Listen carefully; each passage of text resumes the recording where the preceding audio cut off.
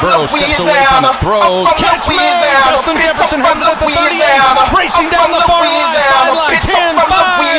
Touchdown! Tigers! 61-yard touchdown reception. Yeah. $1 million fam shit, nigga. Free the king. I'm from Louisiana, bitch, I'm from Louisiana. We call it that boat. Yeah. Bitch, I'm from Louisiana. I'm from Louisiana, bitch, I'm from Louisiana. I'm from Louisiana, bitch, I'm from Louisiana. I'm from Louisiana, bitch, I'm from Louisiana. We call it that boat.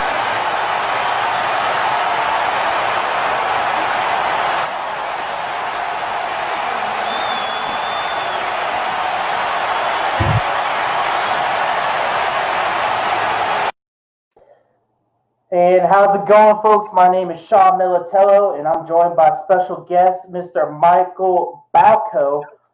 He's a contributor to WhoDatDish.com, which is a fan-sided website, right? Am I right? Yes, sir. Yes, sir. So I am stoked to have you on, Mr. Balco. I've been looking at your Twitter, and I've been looking at what the articles you write, and I'm pretty impressed what you know about the Saints for a guy who lives in Pennsylvania. How are you a Saints fan? Oh, man, listen, man, I used to live out down there in the dirty bird country out there in Atlanta, Georgia. So, I always loved being on the opposite end of that. But, grew up as a Saints fan. My aunt was a really big Saints fan. She went to the Super Bowl, all that good stuff back when the Saints won it. So, I've always just kind of grown up alongside her watching Saints games, and I love the colors. And, obviously when the Saints are on TV all the time, beating the Falcons, you got to cheer for them. So, I went against all of my other friends and family and, rooted for the Saints. And, it's worked out so far, I'd say. Yeah, and I'm glad that you are a Saints fan. We can have Saints fans all over the country, all over the nation. We cannot have any Falcons fans. We need to get rid of those. I'm sorry, Falcons fans. Get them out. No dirty birds. No. Get out of here. And we have my co-host earlier today. He says, "Who dat?" Obviously. And he just passed our parking spot for the Dome. He's currently in New Orleans. We have a certain parking spot. But anyways, let's get to it. We're going to take a deep dive into the Saints training camp. So what do you like? What are you seeing right now in Saints training camp?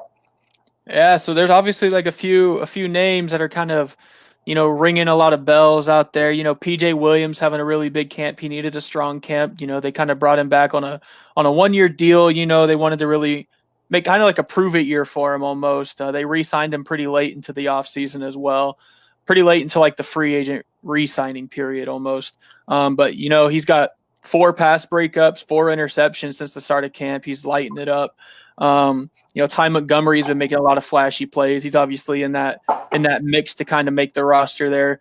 He's competing a lot with Dwayne Washington, and he's completing a lot with like the 4th and 5th receivers, deep down that depth chart, like Marquez Callaway, Juwan Johnson, those guys really competing alongside those guys, and it's unique. He can play multiple different positions, so he's really turning a lot of heads.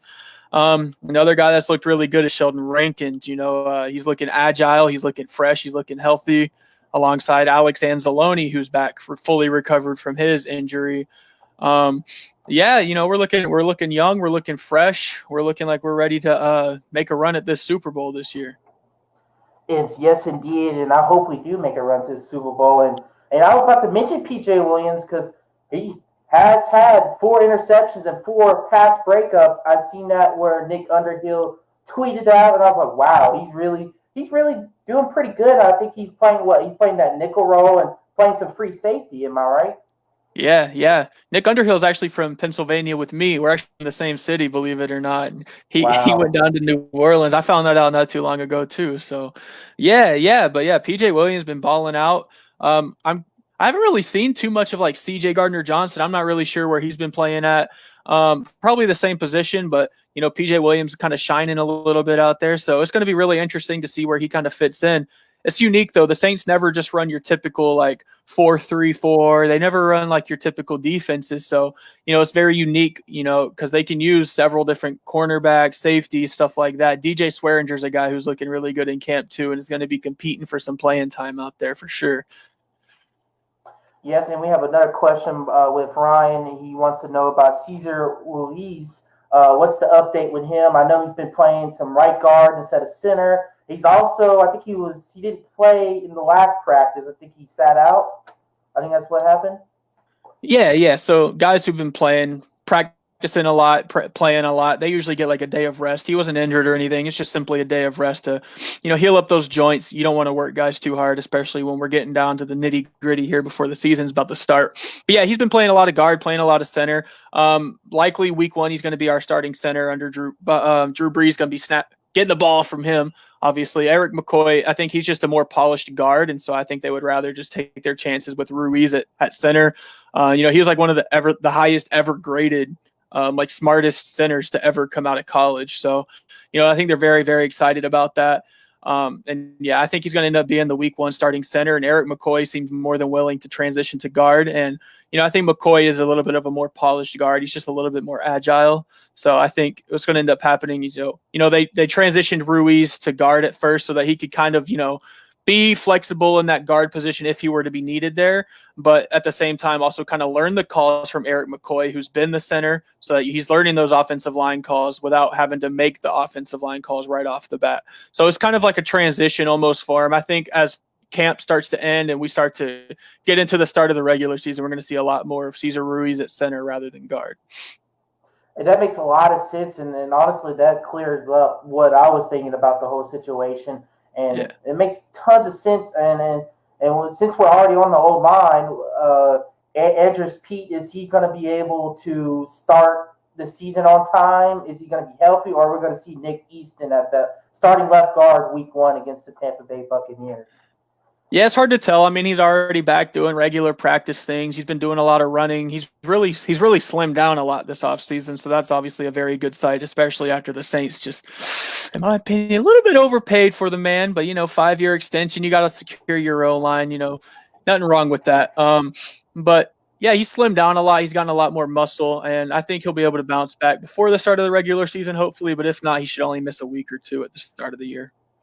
Yeah, a lot of Saints fans were not happy when we did pay him that contract. And soon as he got hurt, Saints Twitter went crazy, calling Andres Pete a bunch of names. I've seen a bunch of memes. My favorite meme is where some guy tweeted it was like a dog or something, and everybody was flicking that dog off. It was so weird but funny. They're saying Andres Pete's a dog, but honestly, you look at the market at the time, we might have overpaid for him, but, he's probably our best option at that left guard at the time. I think 3 years of his contract is guaranteed, and the last 2 aren't, So it's not too bad. At the same time, we also didn't know we were going to release Larry Warford, so obviously that made a lot more sense after that fact happened.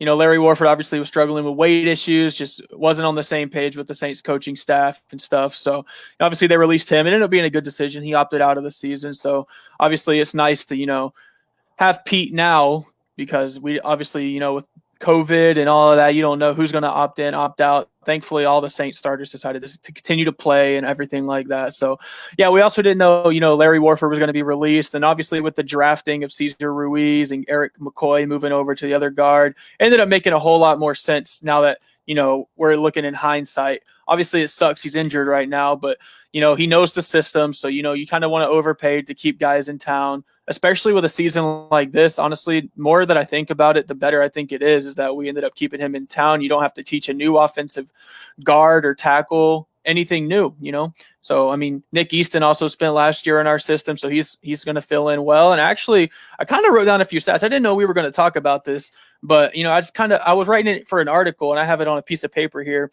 So Nick Easton and Andres Pete actually played the same amount of games last year. I'm going to hit you guys with a little bit of knowledge, some little insight for you guys right here. Andres Pete's numbers: 10 games played, 1 hold, 2 false starts, 3 total penalties, and 3 sacks allowed.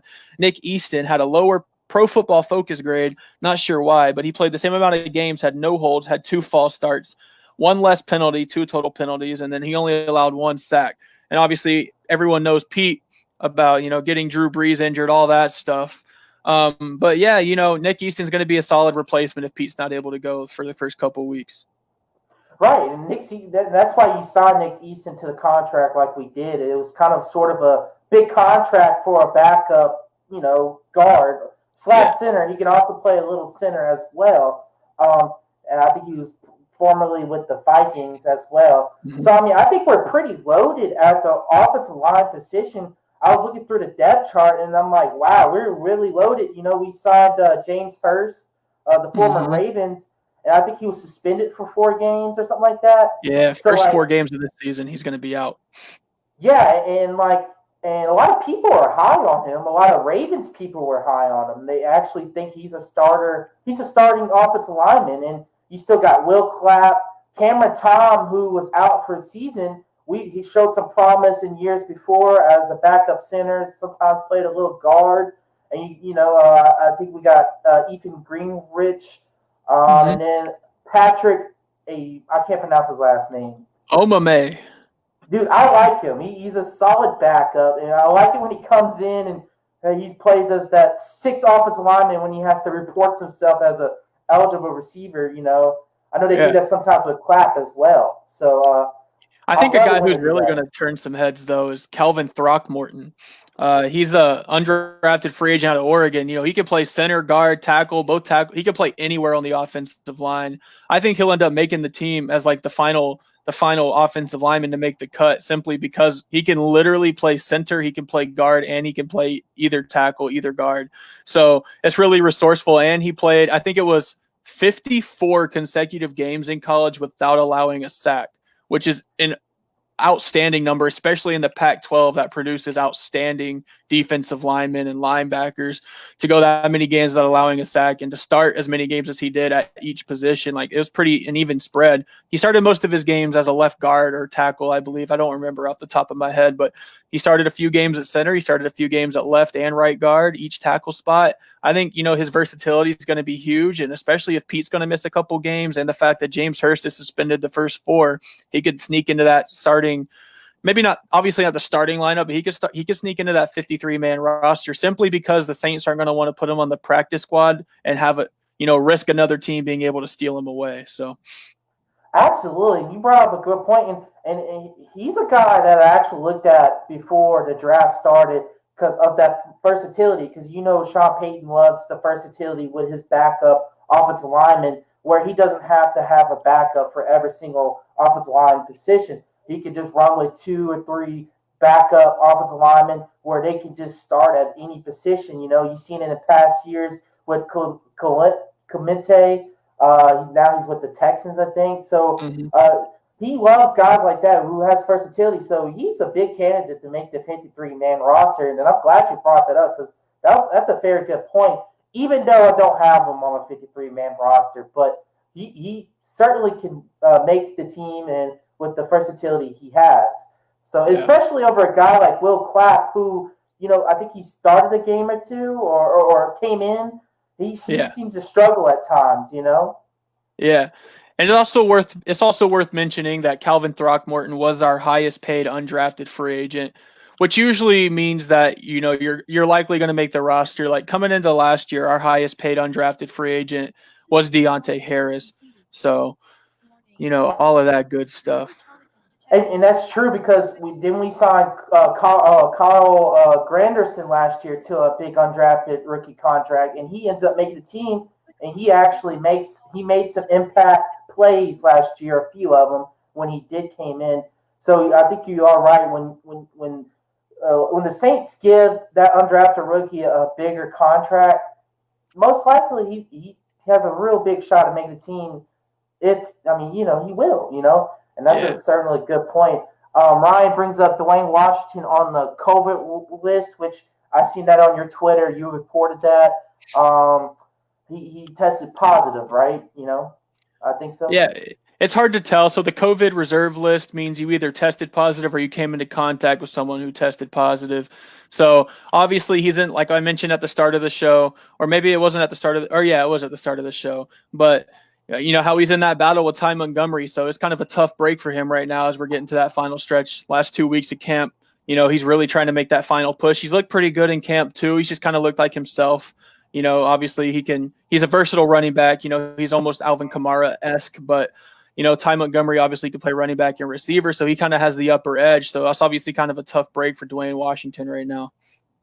So you think they will only keep 3 running backs? Is that what you're saying? Yeah. So I think the 3 running backs are going to end up keeping is Kamara, Murray, and I think Montgomery's going to beat out Dwayne Washington for that final running back spot. But I am a big fan of Tony Stokes Jr. as well, the rookie undrafted free agent from Notre Dame. I do like what he has to bring to the table. I think he'll end up on the practice squad. But yeah, I think Dwayne Washington's going to be looking for a new home after here in a couple weeks. And that sucks because he's a good special teamer, and I have him making the team solely because he's a special teamer. I don't think obviously he's not going to play running back with all the depth we have there. But if he misses some time, it could cost him that spot. And like you said, what's his name? The kid from Notre Dame, Tony Jones. Tony Jones Jr. And he's a big guy too. I think he's a little over 6 foot, over 220. Mm-hmm. So he's a good, powerful guy. And we have another undrafted rookie running back. I don't remember who it was, but he's shown some flashes out well. I'm not too sure what his name was. I just seen him on a depth chart, and they listed him at like the 4th guy on the running back depth chart. I'm not too sure how accurate that was. But we look at my 3 things. I said Drew Brees is looking sharp. You know, it's been reported that he possibly took 10 years off his arm. So I don't know how that works. They said he's looking younger. I mean, they reported that him and Thomas, good as ever, the same connection, always there to happen. So that's always a good sign. Drew never letting down. He's preparing for a big season. What do you think? Yeah, so obviously, adding Emmanuel Sanders and having a guy like Ty Montgomery and all of that can help. Also, going back to the running back thing real quick, I think the reason Montgomery is going to make it over like Dwayne Washington is because he can also play receiver. And I think the fact that he's going to make it as that number 3 running back rather than like the number 4 or 5 receiver is because the Saints are super high on their young receivers. They cut, Krishan Hogan, my guy. They cut him. They released Maurice Harris, Tommy Lee Lewis. They cut some veterans who have been with the Saints for a while in favor of guys like Marquez Callaway and Juwan Johnson. So the fact that they're high on those guys, and obviously you add Ty Montgomery into that mix who can play running back and receiver, goes to show that no one's job is safe and that, Drew Brees really has some weapons now, because, if you look at the first 4 guys on the depth chart, it's already mismatches for most NFL teams. Right off the bat, you're getting Michael Thomas, who's the NFL's best receiver. You're getting Emmanuel Sanders, who's arguably a top 10 NFL receiver, even at age 32 or whatever he's at. Then you got, Traquan Smith, who stands at like 6'4", 6'5", is going to be a mismatch for most safeties or linebackers. And then you have number 4 is going to be Deontay Harris. He's getting a lot more reps on that offense as well. And then you're going to get down into like Ty Montgomery, Marquez Callaway. You're going to get into Juwan Johnson if he makes the team. Austin Carr if he makes the team. So guys who used to be our number 2 and number 3 receivers are now number 5 and number 6, which is very notable, especially, and that could take a lot of age off a quarterback's arm. And, if Drew Brees is feeling motivated, feeling confident, it is a little bit of a shorter off season. He got to spend a lot more quality time with his friends and family and all of that, kind of get, mindset readjusted, all that good stuff. So, he's just fired up, ready to go in what could be his last season. So, with a roster as talented as ours and an offensive line that's looking as good as it is and with as many weapons as we have coming back, I'd be excited if I was a quarterback on the Saints too. Oh, yeah, for sure. And you got guys like Taysom Hill who plays all positions, so he could do that too. And then I'm really excited about Deontay Harris. I'm hoping that he has more of a role in this offense, kind of like a very, very poor man's version of Tyreek Hill. Maybe that burner we can have, maybe that playmaker, kind of like we see in Kansas City, right? Yeah. So actually, kind of what I've been saying a lot, and it's kind of been taking a lot of people aback, is I can see Deontay Harris actually ended up being our number 2 or 3 receiver before too much longer into the season. Emmanuel Sanders, very good receiver, but I can kind of see Deontay in some sense getting a lot more reps than Emmanuel Sanders, simply younger version of him, really. He's shorter, which isn't necessarily an upgrade, but, people don't know him too much other than the fact that he's a Pro Bowl returner. So, obviously everyone sees the flashes of greatness, especially in that game against Minnesota where he balled out in the playoffs and stuff like that. But, Tyreek Hill was the same way. He was kind of like the fourth, fifth guy on the depth chart. He kind of worked his way up, had one huge game, and next thing you know, he's a number 1 receiver for the Kansas City Chiefs, who are now Super Bowl champion Kansas City Chiefs. So yeah, I can see that role a lot with Deontay Harris. He's been taking first team reps a ton during camp. He looked very, very good. Actually, kind of the offense has been a slower point in training camp. Deontay Harris has often days been the bright spot of the offense, as well as Ty Montgomery. So yeah, I think, with the mastermind like Sean Payton, I think there's a ton of potential for Deontay Harris. I absolutely agree, and those are excellent points. And what about our guy Traquan Smith? This is a breakout year, make it a breakout year for him. He's going to be playing in the slot, like you said. He's going to be should be a mismatch for a lot of linebackers and safeties. Curtis Johnson, our wide receiver coach, he had some good words about him earlier. I think right before training camp, saying he's still making that transition because in college he was more of an outside wide receiver, and he's dealt with injuries with the Saints so far. So he's just now getting into the groove with the slot wide receiver, and they're liking what they see from him. What do you think about Traquan Smith? Yeah, so I think his skill set is obviously contested catches. But the Saints also just recently brought in a guy who's also very, very good at that by the name of Benny Fowler. Kind of haven't really talked about him too much in this podcast. Almost forgot about him for a second. But yeah, Benny Fowler, man, he's going to be right up there in that mix as well. So, it's really, yeah. A guy Drew Brees personally wanted on the team. Yeah, exactly. You got to really oppress Drew Brees to get him to tell Mickey Loomis and Sean Payton to get him on the team. Yeah, for sure. And that's what I'm saying. Like, it's just, Traquan Smith's roster spot isn't guaranteed, man. It's just not. And it's sad to say, as he was a 3rd round pick a few years back, but his spot's just not guaranteed, man. And it's unfortunate. I'm a big Traquan Smith fan, but he spent more time on the sidelines than in the games, unfortunately. And it almost seems like, he's known for scoring a lot of touchdowns, even though he's only got like 30 catches in his NFL career through 2 seasons. But, you got to do more than score touchdowns in the NFL, unfortunately. You got to show that you can get those yak yards. You got to show that you can, you're sure-handed. You got to move the sticks. You got to do more. You got to run clean routes. That's been his biggest issue. And you got to prove that you can be on the field. Benny Fowler's managed to stay on the field. Benny Fowler's managed to catch touchdowns from Daniel Jones, Eli Manning, Peyton Manning, soon to be Drew Brees. He's worked alongside Emmanuel Sanders.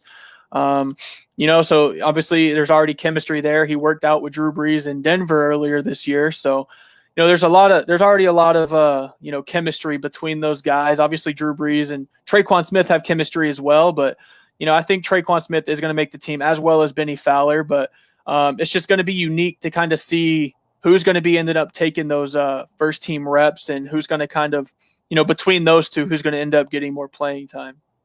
Exactly. And I was about to bring up, because the connection there is Benny Fowler is a former teammate of Sanders, and they were all 3 of them, Brees, Sanders, and Fowler, were working out in Denver, like you just said. So that's where the connection came through. And you say he's played with a bunch of quarterbacks, a bunch of good quarterbacks as well, Peyton Manning being one of them, a Hall of Famer. And I have him on the roster, on my 53-man roster, making the team, because as he's probably the most experienced wide receiver besides Michael Thomas and Sanders. So he's the third most experienced wide receiver. They say he really doesn't drop a lot of passes. I haven't heard much about his route runnings, but it's got to be somewhat good if you're pressing Drew Brees. So I think he makes the team. I think Traquan makes the team. I think if he kind of disappoints during the season, he might be on a trade block. If we can't find a trade partner, we'll probably let him go. Because you got guys waiting in the fold like little Jordan Humphrey, Emmanuel Butler, the two undrafted rookies you just mentioned, Juwan Johnson and Marquise Callaway from Tennessee. So, you've got guys that are most likely going to be on practice squad if they don't get signed away from other teams that can easily take Traquan Smith's spot, and it's crazy, man.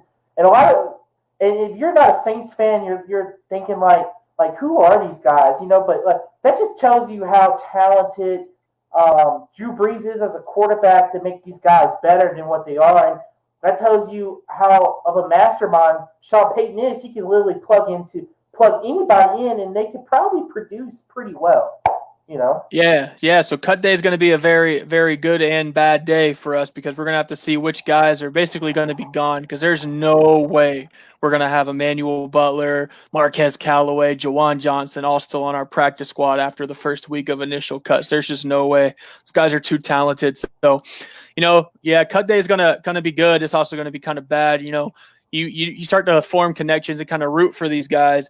But my receivers, I have baking my final 53, Michael Thomas, Traquan Smith, Emmanuel Sanders, Benny Fowler, Deontay Harris, and Marquez Callaway. I have Callaway sneaking in over Emmanuel Butler and Juwan Johnson just because he has dreads. He looks sweet.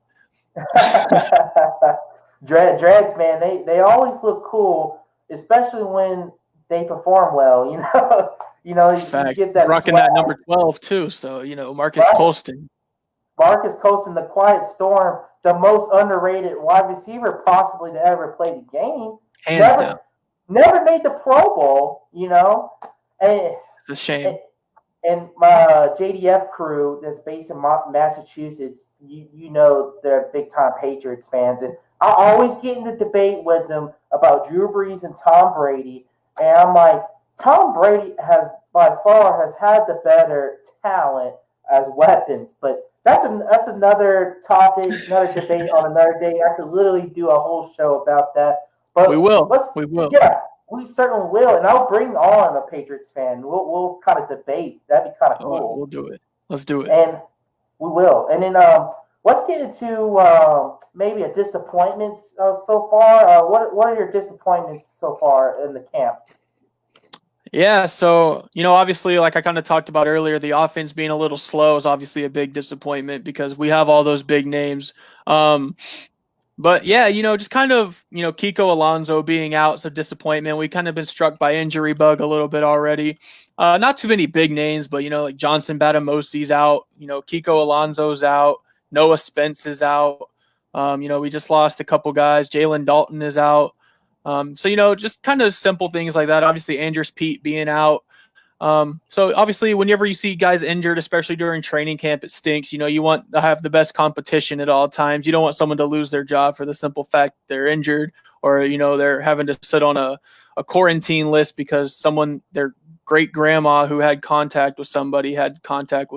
So, that's obviously never fun. So, that's kind of just been the only disappointment. But everything, honestly, there's not too many disappointments. Everything I'm hearing out of Saints camp sounds like everything is just really, really smooth. Everything's running really well. So, I'm just really excited to get this season underway. For sure, and I certainly agree. And I can tell, there hasn't been much disappointments when, your only disappointment, in my opinion, is a Nigel Brodham that we signed and were pretty much cut within days. I feel like that's the only disappointment we had, and I feel like that's a good thing because right. He's a guy we just took off the street. It's not a guy, but it's a guy that I thought that could make the roster, but it just didn't work out, And we have a question here. He says, Mr. Cody Page, he said, do y'all think COVID would affect the NFL in the long-term future? What do you think about that? It's hard to tell, obviously. There's been many pandemics in the past. There's also hasn't been too many popular sports leagues during those pandemics. So it's just a whole bunch of unknown right now, obviously. Yeah, I think it will probably end up affecting the NFL and how they eventually run things. I think if anything, it's kind of bonded the NFL in some sense. They're all having to go through the same protocols every day. That's why I enjoy watching shows like Hard Knocks or like, the Saints unfortunately don't have like a really big YouTube channel where they kind of go in depth and kind of show everything like, teams like the Browns do and teams like the Raiders and, Hard Knocks teams and stuff like that, where you kind of get to see what they're going through on a day-to-day basis. But like that's why I like to enjoy watching those shows because, you kind of realize that they're all kind of doing the same thing. And it really just reassures you that the NFL is going to be fine because of, how well they are maintaining social distancing guidelines, how much they're maintaining wearing masks, they're testing, they're religious about it. So they're nipping it in the bud. I mean, how many breakouts have you seen in the NFL? I haven't seen a single one. Every time there's been a case, they sent the player home, they put him in quarantine and nobody else gets infected. It's just a really flawless, so far at least, a very flawless process they have going on. But yeah, obviously I don't see COVID going away anytime soon, unfortunately for everybody. But yeah, I think it's going to affect how things get ran in the future. I think it's going to affect the entire country and the entire world, how things are ran in the future, unfortunately. So, but just sticking to football, yeah, I think it's definitely going to, affect how helmets are worn, safety procedures in games, wiping down of the footballs, gloves, where lockers are spread, showers, just the little things that people don't really realize are a big deal, are now a big deal. And I think it's going to affect a lot of things down the road. Exactly. And like you just said, a bunch of little things that people really don't pay attention to that will be affected. And we'll get back to what we're talking about. But yeah, so far, really haven't seen any breakouts. I think maybe they were watching some of the NBA and the bubble, see how they were doing things, because really they haven't had any breakouts since they started that. So like I think the NFL has done a great job so far, and I think we will continue to play football, but we're still going to have a bunch of precautionary measures to it. But yeah. I say let's get to this 53-man roster, and I'm excited to announce mine. I say the quarterback positions, we would say it's three of them. Obviously, Breeze, Winston, and Hill. I wanted to ask you a question. What do you once Breeze? We pretty much figured this might be his last year, right? So. Mm-hmm. What's the future like? You think Winston or Hill can really be the future or battle it out? Yeah, so obviously I'm a big Jameis Winston fan. I'm actually a big Florida State fan as well. Sorry, LSU guys, but I am a big Florida State fan. We get our ass beat every year by y'all, so it's okay. But yeah, so I was a big Jameis Winston fan back then. I'm a big Jameis Winston fan now. I just think he was a product of overhyped coming out of college and unfortunately just got in the wrong system in Tampa Bay. I think him behind Sean Payton and Drew Brees for a year, especially with a $1.1 million deal, is ridiculously good. And I think if he does get a chance to play this year, it can be very similar to a Teddy Bridgewater situation, which is something I don't want to see. So we want to hope that Drew Brees just plays every single game and we don't have to see Jameis Winston on the field, because I think he will definitely turn some heads with his abilities. Hopefully we're able to snag him again next year for a cheaper deal. I'm sure he's not going to sign for a little over $1 million again, but hopefully we can at least sign him to like maybe a 2 or 3 year deal worth around, $25-30 million, somewhere in that range would be solid. Get Jameis Winston to compete directly with Taysom Hill for that starting job. I've never been a big Taysom Hill as the franchise quarterback after Drew Brees guy. I'm sorry, like when you have 4 career-ending injuries in college and you've only played 15% of offensive snaps at the NFL level, and you haven't really been hit all that much. Like I don't think he'd be able to physically withstand an entire NFL season, unfortunately. And that I hate saying that because I am Taysom Hill's biggest fan. I swear to God I am. But yeah, quarterback, you're getting hit pretty much every play, man, whether it's intentional or not intentional, you're going to get rung up. And, I don't think his knees can hold up. Right, and I certainly agree. In my personal opinion, I don't think either one of them is the future. I think, like you just said it, I think James Winston is another Teddy Bridgewater. He's going to come in when Drew gets hurt because he gives you the best shot to win when Drew's out because he fits the Drew Brees offense more than Taysom Hill does. Plus, Taysom Hill plays like 5 different positions. So if you take him out and you ended up starting him, you're taking away what other things he does. So I can see he's just going to be here for another year.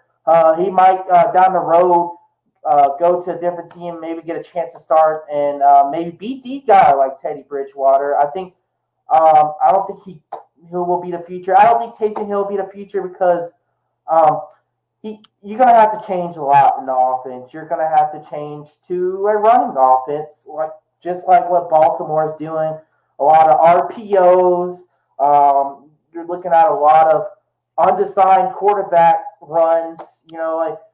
It's going to be a whole lot different offense under Taysom Hill. If you think Taysom Hill is going to be running a Drew Brees offense, you're sadly mistaken. For the fans who think that. So, I don't know, man. I don't know what to think. Hopefully, we'll find somebody. Either it be Jameis Winston or Taysom Hill, or we might draft somebody. We'll see one day, and right. And we'll be right. And we get to the running backs. Who are your running backs to make the team? Yeah, I kind of touched on it earlier. Alvin Kamara, Latavius Murray, Ty Montgomery are my guys, and obviously Mike Burton at fullback. Yeah, those are my guys. Obviously, I got to talk to Mike Burton earlier this year on an Instagram Live. So he's a very outgoing guy. He's excited to be in New Orleans, a team that uses the fullback more than most teams, probably just a little bit less than the 49ers, but more than pretty much every other team. So he's pumped to be out here. He's looked really good in camp. He's got a nice mullet type haircut going, so that's obviously always good. But yeah, I think the dynamic duo of Kamara and Murray give the Saints the best chance, to win. The kind of like the boom and zoom, like what they had with Ingram and Kamara, but Murray's just a little bit slower and a lot taller. And then Ty Montgomery gives you abilities to do anything. He can play special teams as well. That's why I think he's going to replace Dwayne Washington because he can also play special teams. He may not be able to block punts and get pressure like that. I don't know. I haven't seen him do that, but he can play on kick return coverage. He can return kicks. He can block for the kick returners. He can play gunner.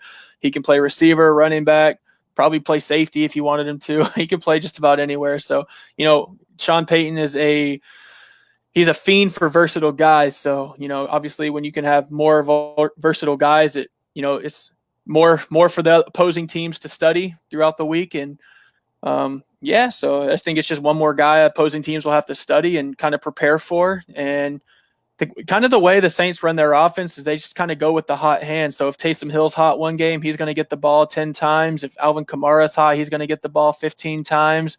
And if, Murray or Montgomery are hot, they're going to get the ball a lot. It's kind of, they base it off of who's hot that game, and they just keep feeding them. And I hope so. I think Murray should be involved in the offense a lot more, for instance, than last year, because honestly, not only Kamara had the injury, I think he had a lot of pressure on him because he's used to having Mark Ingram right by his side. Mark Ingram was the guy behind him, and Mark Ingram was a guy in the locker room as well, so he was a big loss. Even though we still made the playoffs and everything, he was still a big loss locker room wise, and he was a big loss for Kamara. And I think that's why Kamara was upset when we didn't sign Ingram. But Murray, I think honestly could be just as good as Ingram was. Maybe not as good as a locker room presence, but on the play on the field he can be. So I honestly think we need to switch to more of a 50-50 offense pass run. I think we're more 60-30 or 60-40 last year, passing more than we should. When we switched over to Teddy, we ran the ball a lot more, and that's when you see Murray shine a bit because he started a couple games when Kamara got hurt, and he had a couple 100-yard rushing. So he's got it, and he also shown he can be a guy who can receive a little bit on them check downs, maybe a few little screen passes. And Ty Montgomery, man, he like you just say, he's a jack of all trades. I have him making the roster as well for sure. I think we might even just carry 4 wide receivers just because he could play wide receiver. I have Dwayne Washington making the roster, but I don't know him being on the COVID list. I don't know how long he's going to be on there. That might affect it. Just because he's a special teamer, and I think we have tried our best to make the special teams as best as possible. We put an emphasis on special teams the past few years. So it just depends how long he's on the COVID. If he stays too long, I don't think he makes the team. But if he's not, I think he makes the team, and I think they let Montgomery focus just strictly on offense, where he doesn't have to play special teams. And, of course, I got Mike Burton as a fullback. I think he's the only fullback we have on the roster. I think there's also a couple guys competing for it as well. I think they're trying to convert guys like Garrett Griffin and a couple guys like that and try and get some fullback out of them. But I think Mike Burton's going to be the clear-cut favorite there. Yeah, I was so sad that when Zach Line retired, man. He was one of my favorite players on the team because he actually favored one of my tweets, and I was so excited when he did because there was a tweet about how NFL teams don't use fullbacks anymore, and I'm like, well, the Saints do. They got my boy Zach Line, but he was a great fullback. So I'm hoping Michael Burton could be that guy like Zach Line was, and I think Michael Burton was on the team. He was like on the practice squad or something like that. Mm-hmm. He was on the team. I know we had Ricky Ortiz, but he's no longer with the team, I think. Mm-hmm. Yeah, yep. They cut him in the first round, unfortunately. Yeah, it sucks, man. But I think Burton's the clear-cut guy for fullback. So. Oh yeah. All right, and what's your wide receivers? We got Michael Thomas, Traquan Smith, Emmanuel Sanders, Benny Fowler, Deontay Harris, and Marquez Callaway cracking in there. I'm going to carry a few more receivers just because I think there's too much talent to be able to carry anything less than 6, unfortunately, especially when you're going to have Ty Montgomery and kind of be that 7th receiver. I think there's just too much talent to put on the practice squad. Those guys are all too valuable. It's going to be heartbreaking to have to cut any of those players. So I think unless there's like a blockbuster trade where someone gets shipped out of here, I think those are going to have to be 6 receivers with Ty Montgomery on the roster as a running back. And I certainly agree. I think if, let's say, Dwayne Washington gets cut, I think they'll roll with 3 running backs and then go with the 6 wide receivers. And I think you're right, man. We're just loaded in the receiving core because not only you got them wide receivers, you got Ty Montgomery and you got Taysom Hill that's playing wide receiver, so it's crazy. And then your tight end situation, I think I made a bold prediction. I actually think Josh Hill will be cut simply because he's been injured, right? So I'm not too sure if they disclosed the injury yet. I'm not too sure. Yeah, I said that on the State of the Saints podcast a few days ago. But my man Tommy Stevens looked pretty good in that transition. So it's hard to tell, especially with Troutman and Cook. It's hard to tell who's gonna be that clear cut favorite. But another bold prediction could be Jared Cook being cut. It's just he's old. He's got a year left on his deal. They're paying a pretty penny for him, and they're really high on Troutman. They're really, really high on Tommy Stevens. So, going into a contract year, why risk it? He was a little slow last year. He didn't really catch chemistry with Drew Brees till like the final 5 weeks of the season. Saints don't have time to waste like that. So we'll see. We'll see what happens. You're absolutely right about that too. And they signed Ethan Wolf as well. He's a Tennessee guy, and I remember watching him at Tennessee. He's not a bad tight end. So you might be right on it. I don't think they cut Cook just yet. If anything, they'll trade him because I think he possesses too much value as a tight end. To me, he's a top 10 tight end. He's on the fringe though, coming into the season. So I mean, I'm not too sure if they would cut him, but that's not really. They wouldn't be surprising if they did because Tommy Stevens is oppressing the coaching staff and Troutman, man.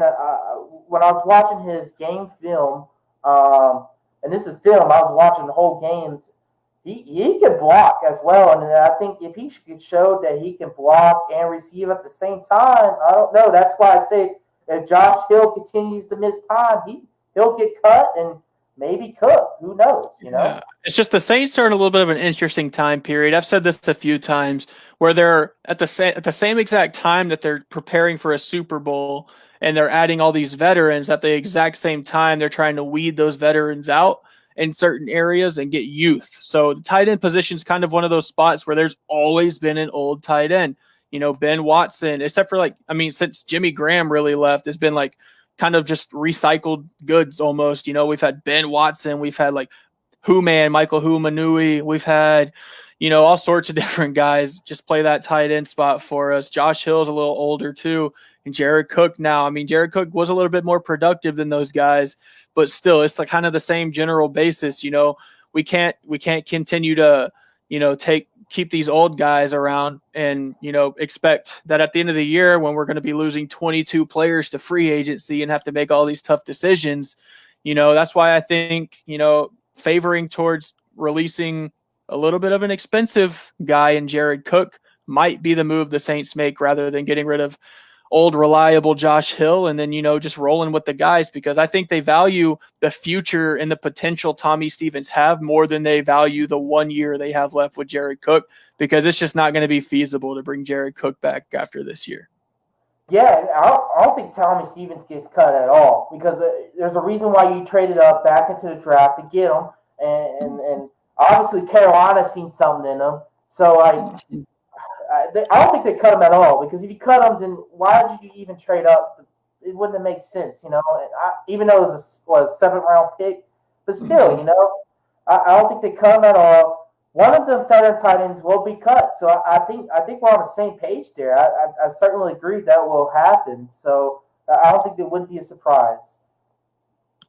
Yeah, it's a tough one. It's up for grabs for sure. And we look at the offensive linemen, looking at a stacked unit. You mentioned to me before the show that you might have undrafted rookie making the team, Calvin Throckmorton out of Oregon. Tell me about it. Yeah, so my offensive line that I'm looking at right now, I only have one offensive guard making the team just because of how versatile the Saints offensive line is. Multiple guys can play multiple positions. So the guys I have making the final 53, Calvin Throckmorton, undrafted free agent out of Oregon, Ryan Ramczyk, Andrus Peat, James Hurst, Teron Armstead, Eric McCoy, Cesar Ruiz, Nick Easton, and Will Clapp. But for the first 4 games, I do think we're going to see who's it going to be? I think we're going to see probably Ethan Greenidge stay on the roster for the first 4 weeks at least, and then he'll probably be demoted to the practice squad just to replace James Hurst, with that 4-game suspension to start the year. Obviously, that's going to free up an additional spot if they even decide to keep him. Will Clapp's a guy they could easily decide to go a different direction and keep a guy like Patrick Omame instead. He's kind of an up for grabs spot as well. But just with how stacked the offensive line unit is, even a guy like Jordan Steckler, another undrafted free agent signing, could be in the mix. But, they definitely have a good unit and a very versatile unit. We're talking like every single one of these guys, with the exception of Armstead and Hurst and Ramczyk, can all play a different offensive line position. Throckmorton obviously able to play all 5 offensive line positions, which is as valuable as it gets. And that's why we have one of the elite offensive lines in the NFL, because versatility is a thing we have a lot of teams that don't have. And I think a lot of success from the offense comes from our offensive line. And as you've seen in that playoff game against the Vikings, we just got tore up in the trenches, and I think that causes a lot of problems we had with Drew Brees turning over the ball and stuff like that. So the fact that we have a more versatile line than last year, it will help us deeper down the road. And I think that I pretty much have the same guys as you have, and I don't think Greenwich I don't think he makes a team. I think maybe when you mentioned Throckmorton and you mentioned James Hurst suspended for the 4 games, I think Throckmorton might probably play them first 4 games, and maybe he'll go on the practice squad, maybe, depending. So I absolutely agree with what you're talking about, and we're looking for another elite year from this offensive line. Yeah, for sure. And we move on to the defense side of the ball. And one of the things, the takeaways from camp is the D-line's looking healthy, Davenport, rankings, Onyemata with the new contract he got. But you even got Hendrickson. He's actually Hendrickson has gained some trade value. A lot of teams are looking at him. I've seen some rumors. Obviously, they're rumors, but here's another stacked unit we have on this team. Yeah. So I have, as far as the entire defensive line goes, I have 1, 2, 3, 4, 5, 6, 7, 8, 9, 10 total defensive linemen making the team. I have Davenport, Mario Edwards Jr., Trey Hendrickson, Margus Hunt, Cam Jordan, all for the defensive ends. And then I have Shai Tuttle, Malcolm Roach, Sheldon Rankins, David Onyemata, and Malcolm Brown, all for the defensive tackles. They just rotate their defensive linemen so much, and they're honestly, most of them are often injured. So you kind of have to have multiple guys who can play that role. I think if any position they're going to narrow down a little bit would be that defensive end spot. And like you said, Trey Hendrickson is up. He's kind of generating some trade interest. I could see any Saints getting anywhere from a 4th or 5th round pick for him. Probably not any additional players. You're not going to package him if anything crazy to get any superstar guy. He's not that kind of level, but he is a good value pick, like a 4th, 5th round pick ish, somewhere in there. Margus Hunt's a guy who could be cut just because of his age. But yeah, I think honestly, I think Carl Granderson's kind of a wild card to make that team. I think I'm going to switch what I think. I think Margus Hunt's going to go, and I think Carl Granderson is going to make the cut instead. He's really turning a lot of heads at training camp, and he's looked explosive. So I'm excited to see what ends up happening there. He's a good. I'm not too sure how to say it. He's a good difference from Cam Jordan and Davenport and Hendrickson. He's got more of a straight up.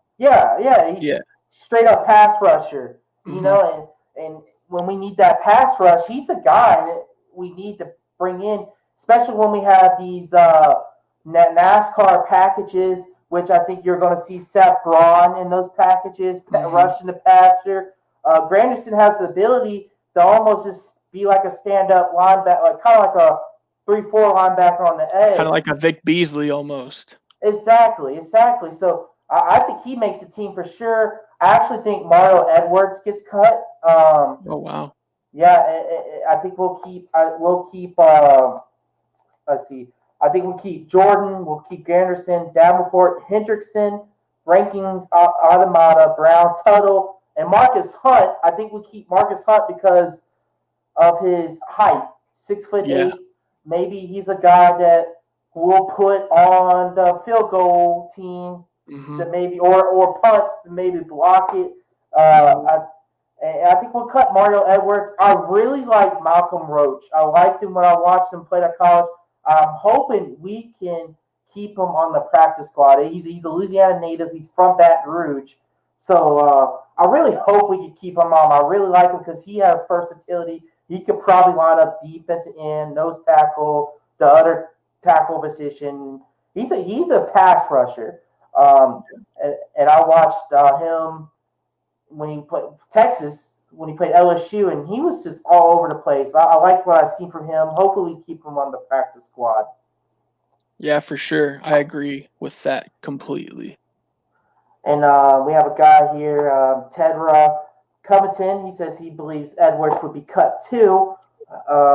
He agrees. But the more I'm thinking about it, the more likely I think it is. The only thing that does kind of stand out to me about Edwards is his sack total, despite only playing in like literally 10% of the snaps the Saints played last year total defensively. He only played 10% of the snaps, and he still managed to get 2.5 sacks and a forced fumble and made some big plays in that wild card game against the Vikings. So, obviously if they're going to play him in a big game like that, it's hard to see him being cut, but at the same time, you never know, with a camp as interesting and unique as this and the guys they brought in to really pressure a guy like Mario Edwards, it could definitely happen. I've seen more surprising things happen for sure. So it's definitely not out of the realm of possibility.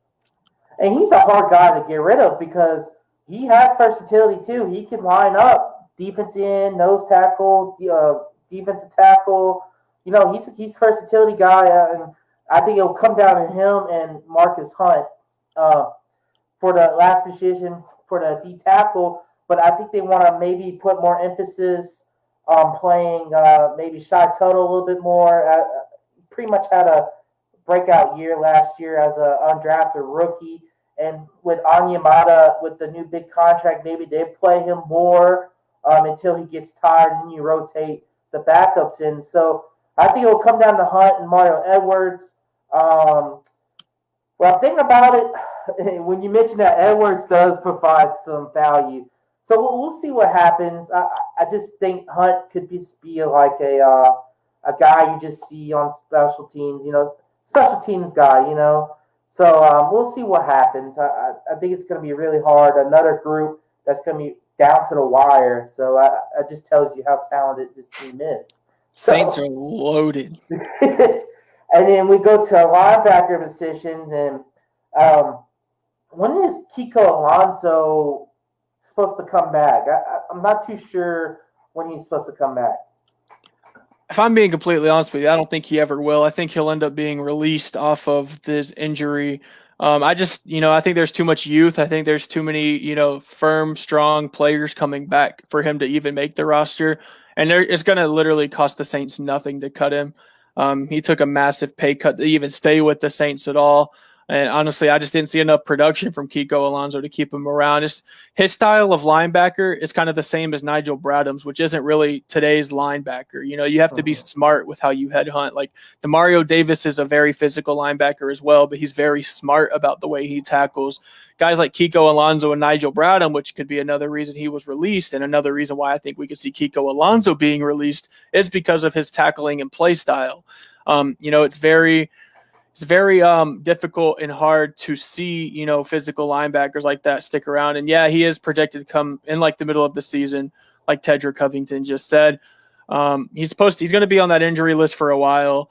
He's not going to come back anytime soon. That's why I think there is an injury designation in his contract. But he's also not taking up a roster spot right now. So we could just, honestly, I wouldn't be surprised if the Saints just said, this injury is going to be season ending and we just see him there. So at least if we win the ring, he can get one. So yeah, absolutely. You could just put him on IR, and if we need him to come back, I think the earliest we could probably bring him back, take him off IR is week 8. 8 weeks it takes to get him back off. So if we need him, we could bring him back. If not, just leave him on IR, and there you go. And I think some guys making some noise at the linebacker position is Chase Hanson out of Utah, right? You want to Utah? He's making big noise. Probably the main reason why not Nigel Bradham got cut, because guys like him, Caden Ellis, he's one of my favorite linebackers on the team. I'm hoping he makes it. He's kind of like Taysom Hill of the defense, And when we drafted him,